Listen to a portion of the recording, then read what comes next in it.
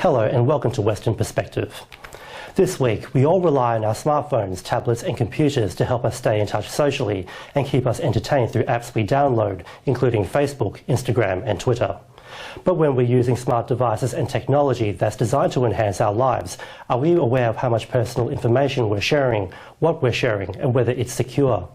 Tonight, we take a look at why we're struggling to protect our privacy in the digital age.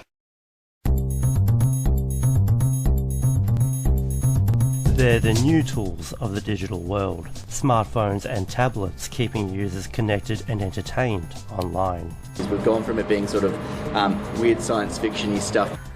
Facebook, Twitter and Instagram have been some of the most popular programs called apps used on those devices, with people using them to complement their real life with an online presence. But with many people signing up to use these services daily, people could unknowingly be giving access to personal information without their permission, taking away their privacy online. Most people don't think about it as privacy. Sri Rai is an information technology lecturer at Murdoch University.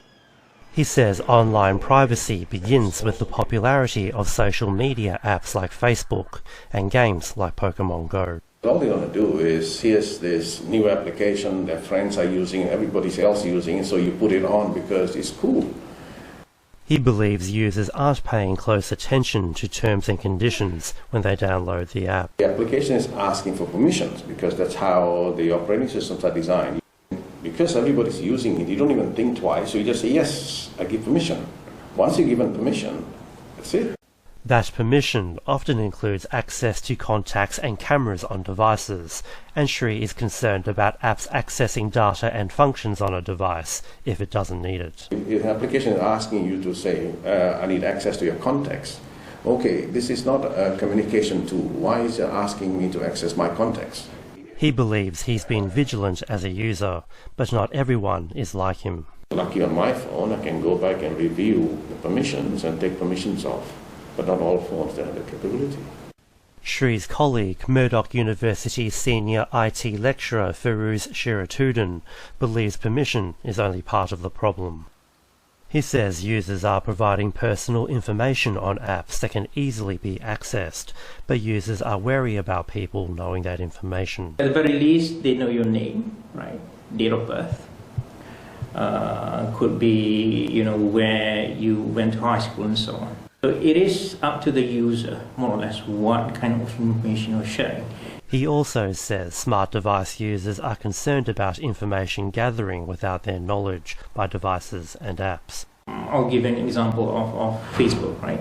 Whenever you post something, you have this cute emoticons saying what I'm feeling now and so on and so forth. If you keep on posting that on a daily basis, AI can actually gather some information about you at that moment in time, and then they can come up with a virtual profile of you.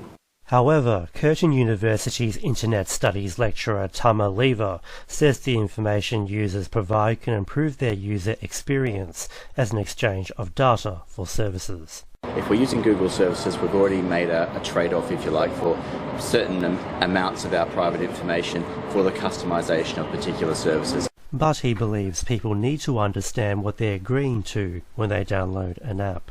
We, as a society, need to do better in educating people about what exchanges they're actually making when they sign and, tick that box. Both Shri and Feroz agree, and they say people need to be more vigilant to protect their online privacy.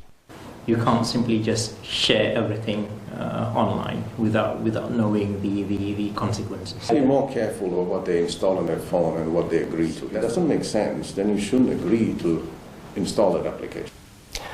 And that's all for this week. I'll see you next week, but for now, it's back to you, Ivan and Danny.